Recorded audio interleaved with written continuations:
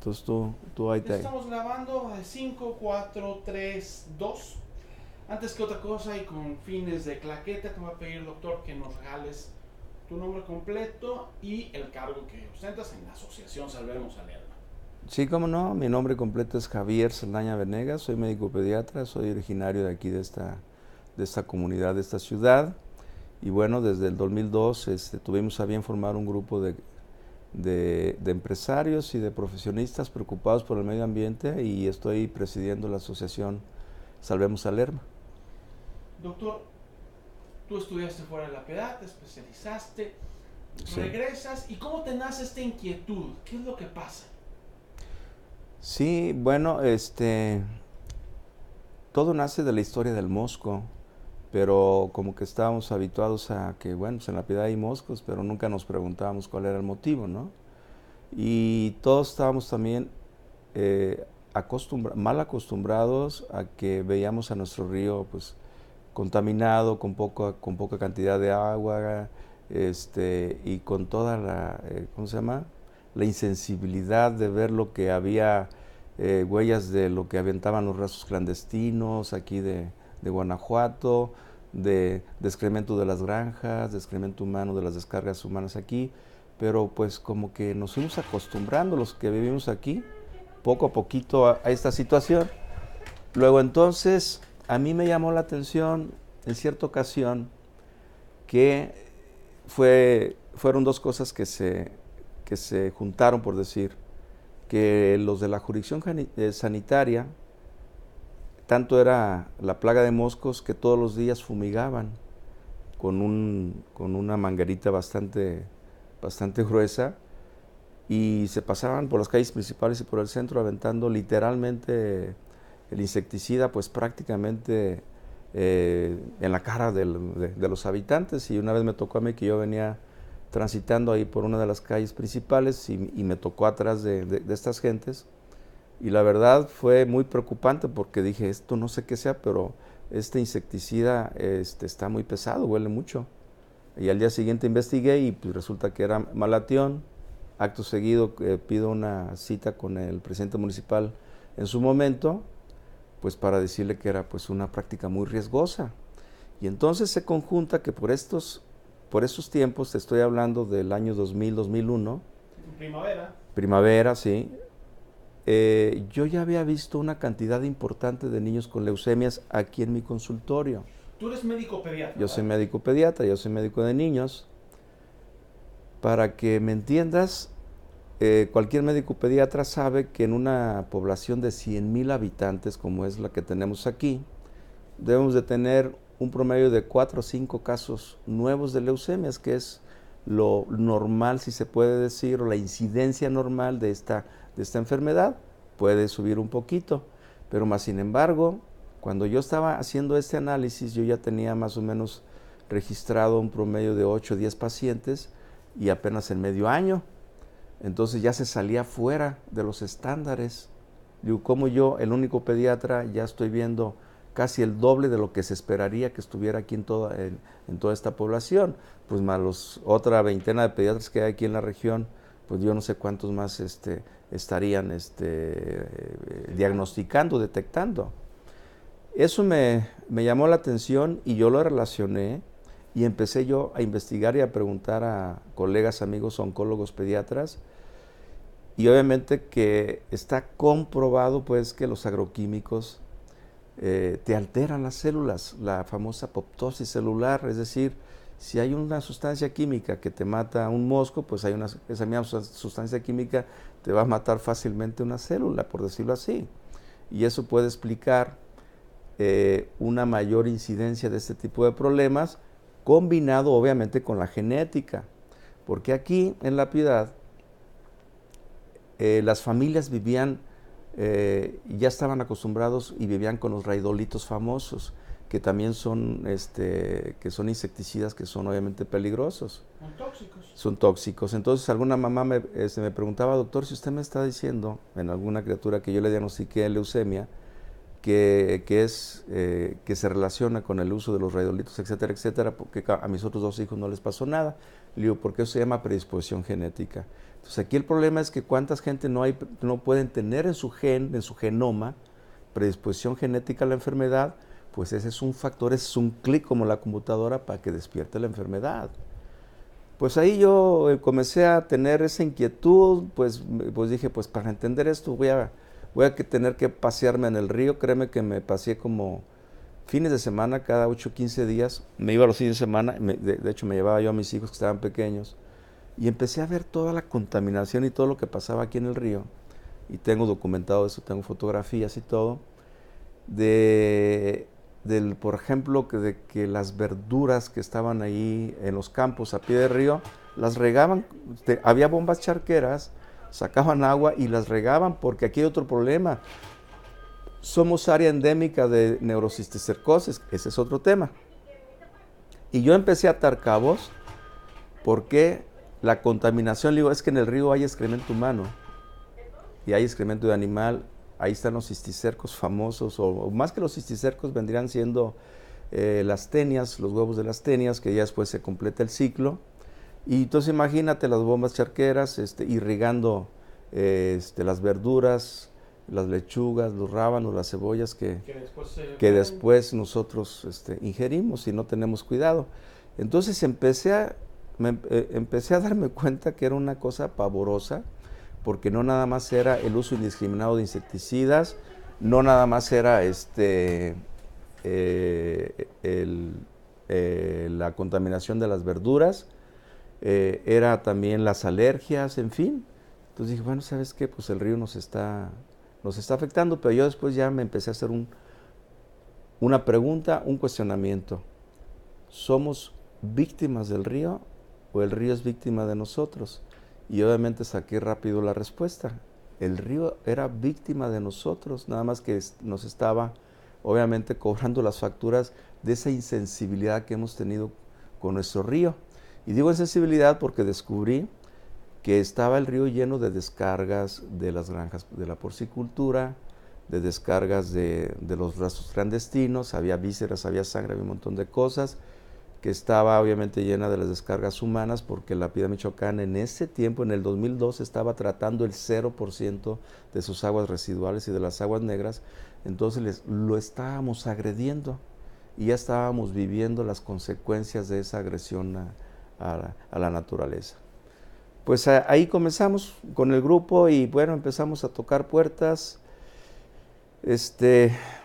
reuniones incontables, todas, cabildos, presidentes municipales, porque el río es compartido, que esa ha sido una de las problemáticas. Nuestro río de este lado Michoacán, de aquel lado Guanajuato, reuniones con gobernadores, reuniones con el secretario del Medio Ambiente a nivel federal, en ese entonces el secretario del Medio Ambiente del presidente de la República, de Felipe Calderón, y hubo algunos apoyos, algunos avances, particularmente, por ejemplo, se dio algún recurso para hacer algunos estudios, algunos proyectos. No prosperaron porque, la verdad, no hay sensibilización, no hay voluntad en general por la parte política. Y obviamente una asociación civil no puede hacer ese tipo de acciones. En primer lugar, porque no le corresponden legalmente. Moralmente le corresponde, pero no legalmente. Legalmente las tiene que hacer los niveles de gobierno. De entonces a la fecha, ¿ha cambiado la situación? ¿Ha mejorado? ¿Ha empeorado? No, mira, el río físicamente se ve igual, pero creo que ha mejorado sustancialmente, Bruno. Gracias a estas presiones y todo lo que estuvimos haciendo, lo que sí te puedo decir que el nivel del municipio, a nivel municipal, La Piedad, se pusieron las pilas. Se pusieron las pilas porque le han invertido mucho dinero al saneamiento. ¿En qué sentido?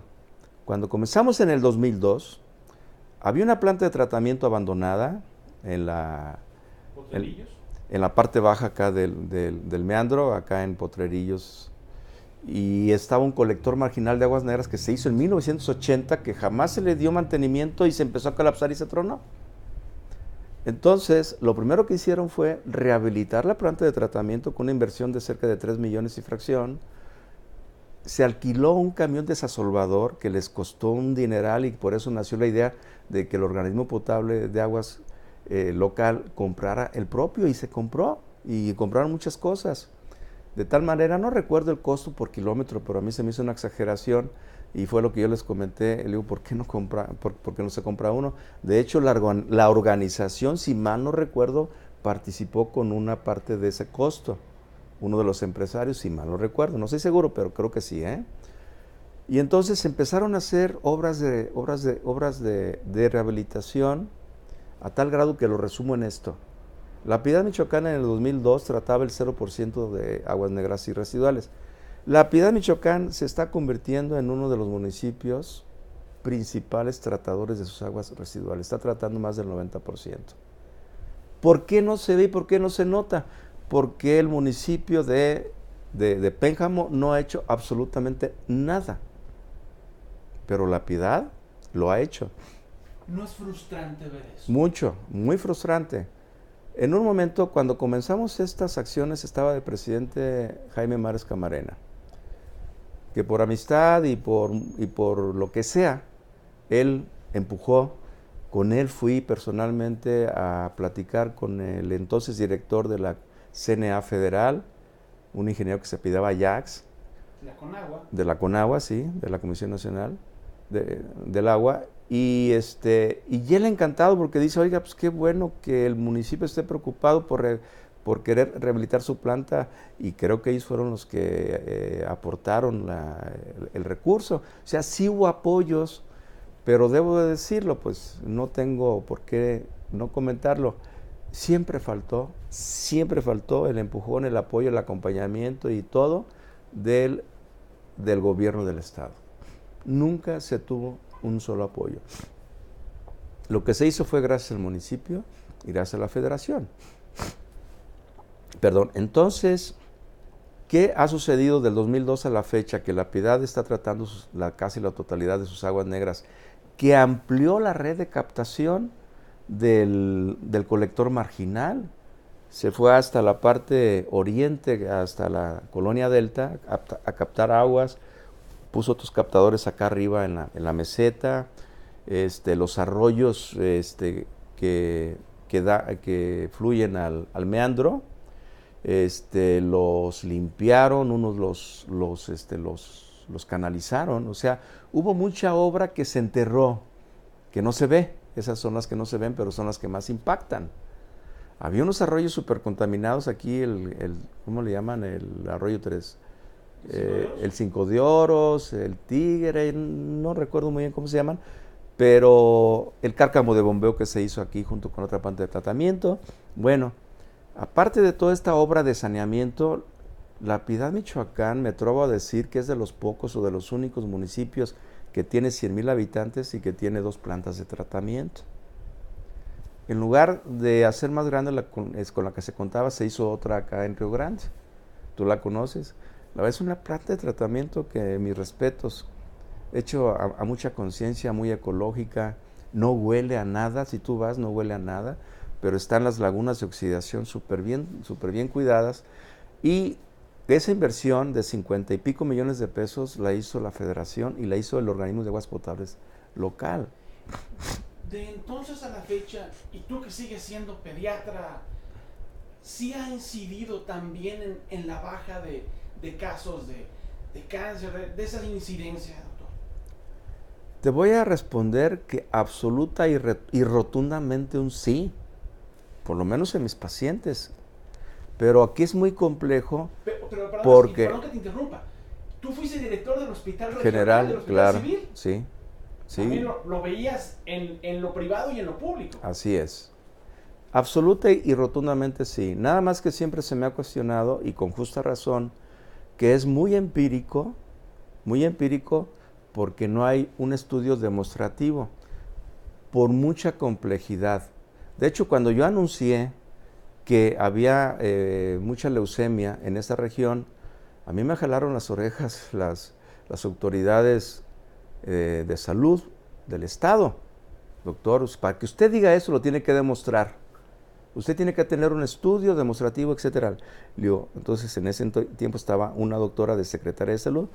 Le dije, sí, doctora, pero con todo respeto, ¿usted sabe lo que se necesita para hacer un estudio demostrativo aparte de dinero? Se necesitan pacientes.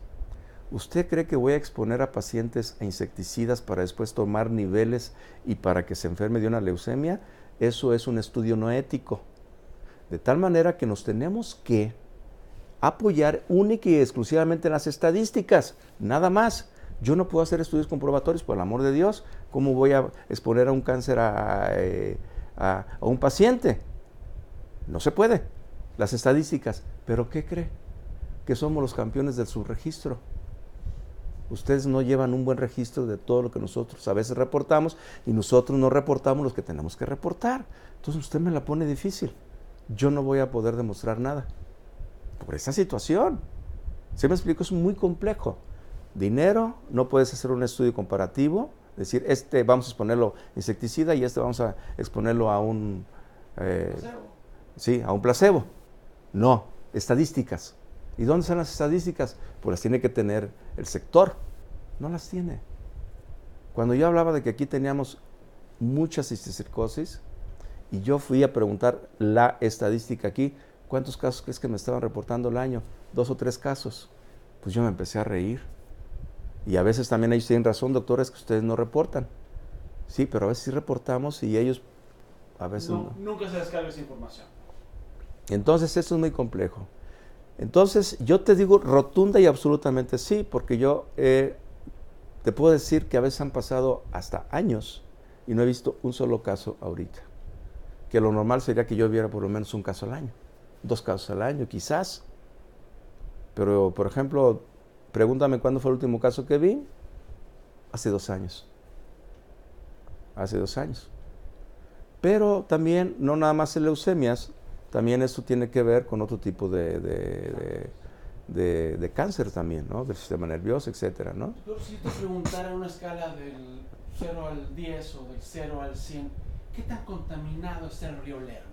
Ahorita, ¿el río Lerma o nuestro meandro? En particular nuestro meandro, pero el río Lerma. El río, mira, el río, cuando yo comencé con esa inquietud, créeme que tuve que leer muchas cosas que en mi vida pensé que iba a leer. Revistas ecológicas, de ingeniería, etcétera, etcétera. Entonces, cuando yo me doy cuenta de la problemática, el río Lerma tiene 2 problemas, obviamente, la contaminación y la falta de agua, pues, ¿verdad? Que eso hace como un ciclo. En esos 500 kilómetros más o menos que tiene desde donde nace en Lerma, Estado de México, Almoloya, precisamente, hasta, obviamente, la Laguna de Chapala, y después ya continúa el río Santiago.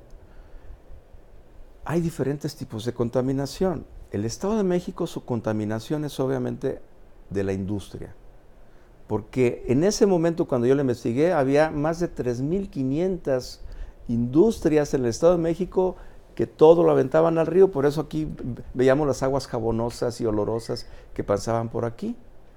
Industrias agroquímicos, metalúrgicos, siderúrgicos, farmacéuticos, de todo tipo. Y luego te venías para acá y resulta que te das cuenta que en Salamanca la refinería aventaba todo. Y en Salamanca y sus alrededores tenían una incidencia de anencefalias y defectos de la columna. Es decir, anencefalia significa niños que nacían sin cerebro o niños que nacían con tumores de la columna vertebral. Una incidencia altísima. Y obviamente eso se estaba atribuyendo a la contaminación por metales que se estaban ahí acumulando y obviamente pues el contacto con la gente. Y veíamos nosotros entonces para acá, y a La Piedad pues lo conocían, pues mucha gente decía es que ahí huele a quizá cuántas cosas, huele a puerco, huele a la porcicultura, y efectivamente la contaminación que nosotros teníamos aquí era particular. La contaminación, porque ya no podemos decir contaminación del río Lerma, la contaminación del meandro de La Piedad era una contaminación orgánica, humana y de animal, porcina. ¿Sí me explico? Entonces, los metales aquí los encontrábamos, hay un estudio que hizo una revista, si mal no recuerdo, y ya no volví yo a encontrar, por decir, otro estudio parecido, en una revista que se publicó por ahí por los años 90, donde encuentras ciertas cantidades aquí en La Piedad. Bueno, recorren todos los municipios, desde el Estado de México hasta Jalisco, rastreando metales. Entonces aquí encuentran metales por cadmio, plomo, zinc y etcétera. Pero entonces las gentes que hacen esto dicen, bueno, pero si La Piedad no tiene ninguna empresa que esté, bueno, pues todos vienen de allá. Pero en Numarán, que está en la parte alta, no encontraron metales. Dice, pero ¿por qué Numarán no? Y La Piedad sí, por las cuestiones que se llaman orográficas. En Numarán hay pendiente, y ¡prum! Y aquí tenemos una contrapendiente en el meandro. El nivel de compuerta a compuerta, de la que está en la parte alta a la que está en la parte baja, son 90 centímetros. Pero hay una contrapendiente a medio meandro, que cuando no hay flujo, el agüita se va para atrás. Pero aparte, estos autores dicen, hay metales, porque los metales se están atorando en todas las descargas orgánicas que hay ahí. Entonces imagínate, lo retiene.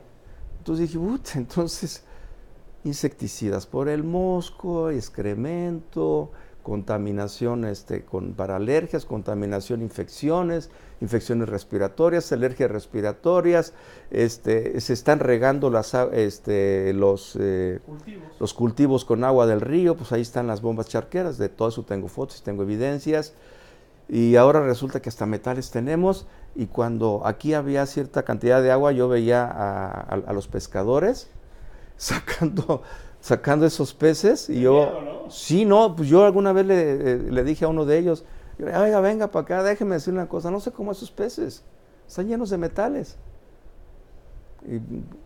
pero pues, pues a lo mejor no tenían que comer, ¿no? Entonces dije, esto sí está pesado, está grueso. ¿Qué tanto ha cambiado eso ahorita? Pues yo que sí ha cambiado, pero quizás no tenemos, la forma, el impacto de ver, pero sí te puedo decir que han disminuido mucho los problemas de tipo leucemias, que ha disminuido mucho las cuestiones de alergias y todo este asunto, pero más sin embargo no se ha incidido tanto porque Guanajuato, yo les he pedido siempre que hemos tenido reuniones con el Estado de Guanajuato, presidente municipal, con gobernador, ya casi no, yo ya me cansé sinceramente, me desesperé, porque fueron muchos años de estar tocando puertas, me costaba dinero, no porque gastara, porque era tiempo, porque yo si no estoy aquí no gano. Yo no tengo una tiendita, no tengo una empresa, no tengo nada. Esta es mi forma de vida. Entonces yo le invertí mucho dinero, muchas salidas, muchas cosas, y eso cansa cuando ves la insensibilidad, los comentarios, la poca respuesta de muchos políticos y hasta políticos locales. El diputado federal de aquel entonces, que cuando todavía teníamos distrito, que ya no lo tenemos ahorita, le escuché un comentario muy lamentable. Se burló, dijo que era un sueño guajiro, que la contaminación del Lerma nadie la puede, nadie la puede solucionar, que estamos perdiendo tiempo y dinero, ¿no?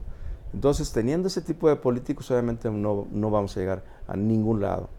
La cuenca del Lerma-Chapala, desde hace muchos años, mucha gente, ingenieros, expertos, políticos sobre todo, la desahuciaron. Esto ya no tiene remedio.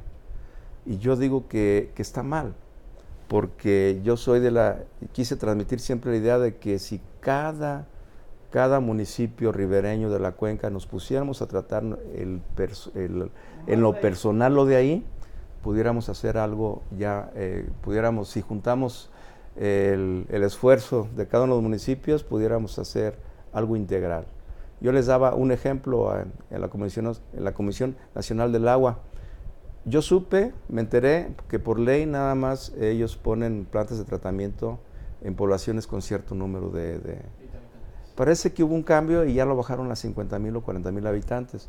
Pero yo le decía en ese momento al director, oiga, pero póngalos independientemente de que haya 10 gentes. es que hay que tratar el agua, o sea, hay que tener pues el recurso, quizás por costo, no sé.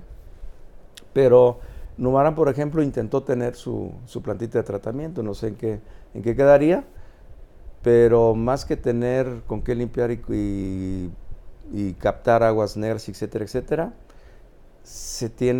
una de mis conclusiones es que se tiene que hacer mucha cultura con los jóvenes y con los niños.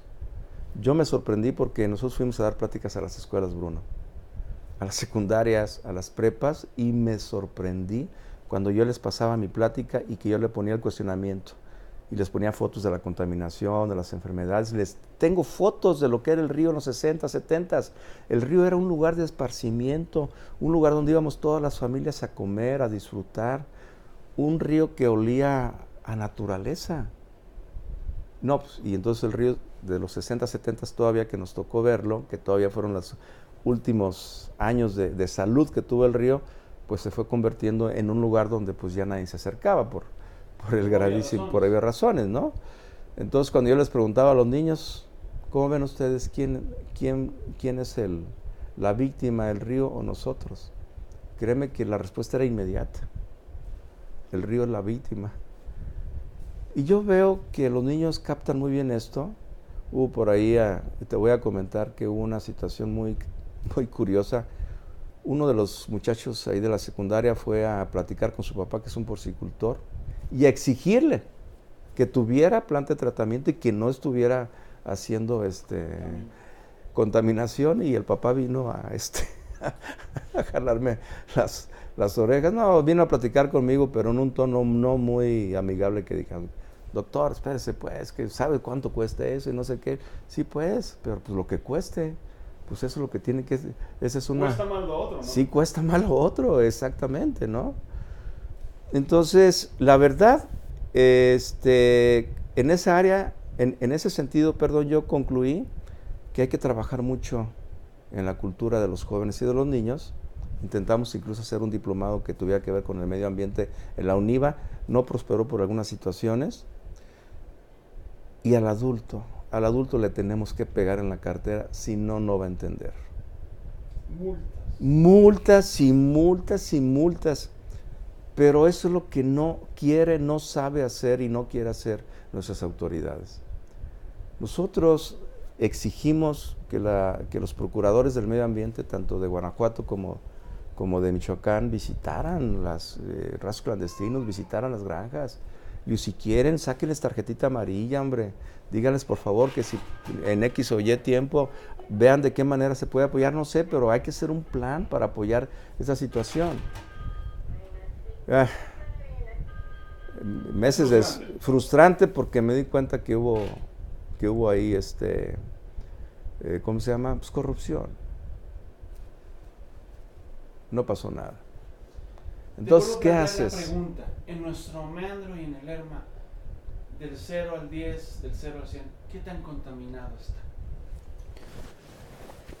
El río Lerma tiene una contaminación, yo creo que me voy corto si digo 80-90%, no lo sé, 80%, ¿ah?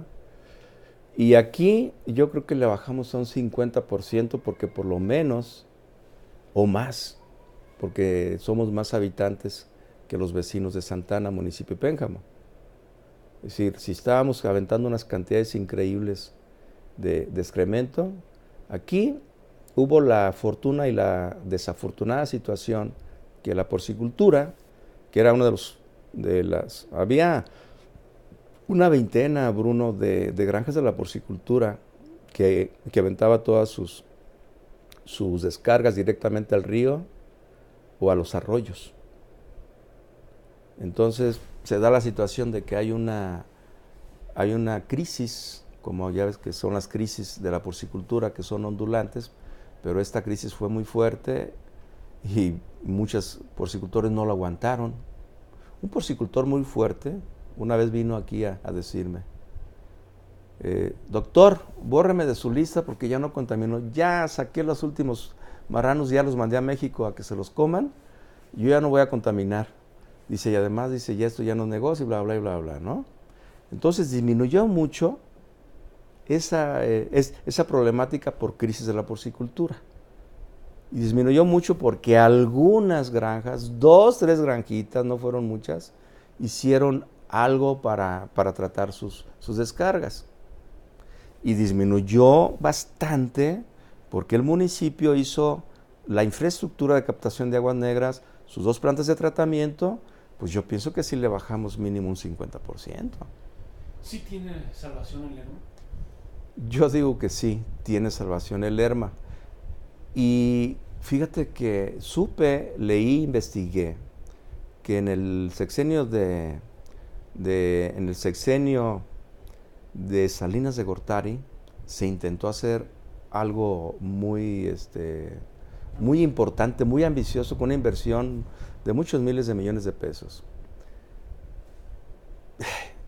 Pero siempre en estos planes y en estas cosas está la situación, corrupción y situaciones de que cada quien jala para su molino, y vi que no hubo como que un acuerdo interinstitucional, vamos a decir, de los 5 estados que atraviesa el río, Estado de México, Querétaro, Guanajuato, Jalisco, Michoacán, y faltó como que, porque el presidente Salinas de Gortari, leí, supe, por gente que estaba muy, muy cerca de él, que tenía muchas ganas de que se solucionara esto.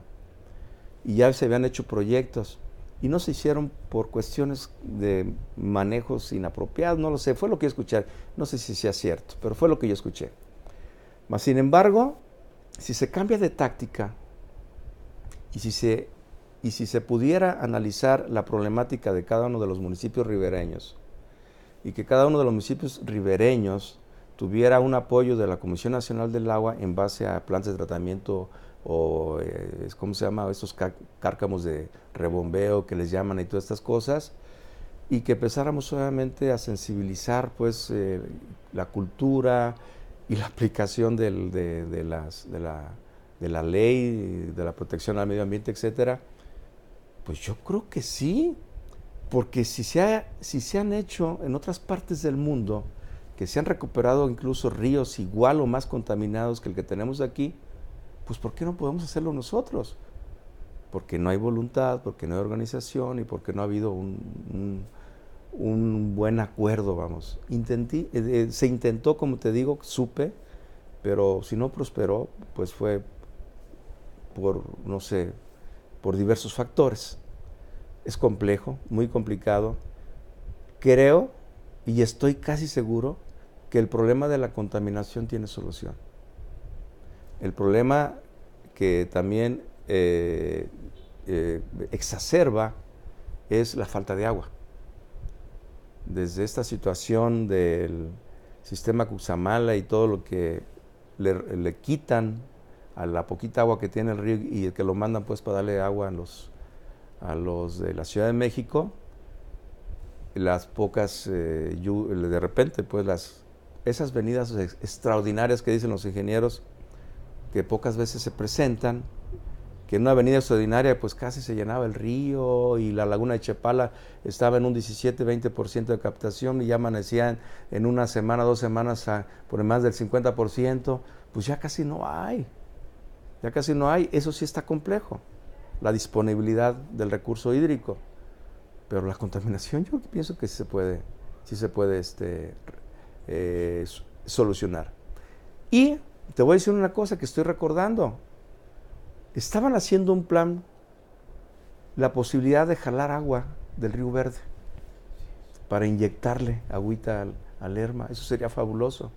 Y alguien me dijo, un ingeniero, porque, híjole, la historia que te puedo platicar es de muchos años y pues, sucedieron muchas cosas, pero una vez me llamaron de la embajada de Japón, un ingeniero, que por ahí todavía tengo los datos que me dio por teléfono, y me dijo, dice, si ustedes quisieran, podemos jalar agua desde Tabasco.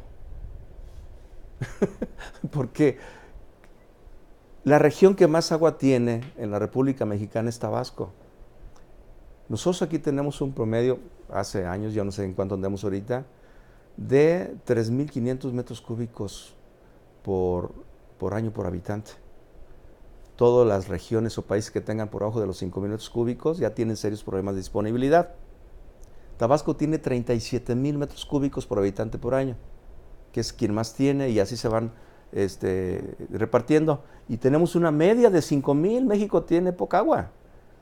Por eso el CNA ahorita está muy, ¿cómo se llama? Muy alarmado con sus pozos y demás, ¿no? Para que sepas esto, más o menos, Brasil tiene la media es 50,000 metros cúbicos y Canadá tiene 100,000 metros cúbicos por habitante por año. 100,000 contra los 3,000 que tenemos nosotros. Entonces, como decía este ingeniero de la embajada, si quisiéramos, podemos traer agua desde Tabasco, doctor. ¿Cómo ve? ¿Cuál era la segunda palabra? ¿Quisiéramos? Si quisiéramos. Pero a veces, pues nosotros sí queremos, pero falta mucha voluntad política. Mucha voluntad política. Al gobierno, a los niveles de gobierno que me quieras decir, les tiembla la mano aplicar la ley. Y les tiembla la mano porque son empresarios muy poderosos. Les tiembla la mano porque son gente que va a votar dentro de X tiempo, y eso obviamente no es muy redituable es para el gobierno. Entonces, este tipo de complacencia que tiene el gobierno por cuidarse, por mantener el poder y por no incomodar a los grupos fácticos, como dice hay alguien, pues se nos está partiendo el queso a la comunidad. Yo, si fuera, que jamás lo voy a hacer, porque en un principio, por cierto, Bruno, decían que yo andaba en este rollo, que porque yo andaba buscando un puesto político, y yo, pues, le digo, espérenme, yo soy... ¿Sigues ahí? No, le he dicho jamás, no, nunca me vi yo en cuestiones, pero si yo hubiera sido una autoridad, pues lo primero que diría yo es pues, aplicar la ley. Es que todo el mundo dice que todo esto cuesta, que las acciones, que los eso y que los otros cuestan mucho dinero. Aplicar la ley no cuesta un solo quinto. Un solo peso no cuesta. Nomás hay que aplicarla y ya. Pero pues no se aplica por diversos factores, ¿no? Muchas gracias. No, pues al contrario, gracias a ti.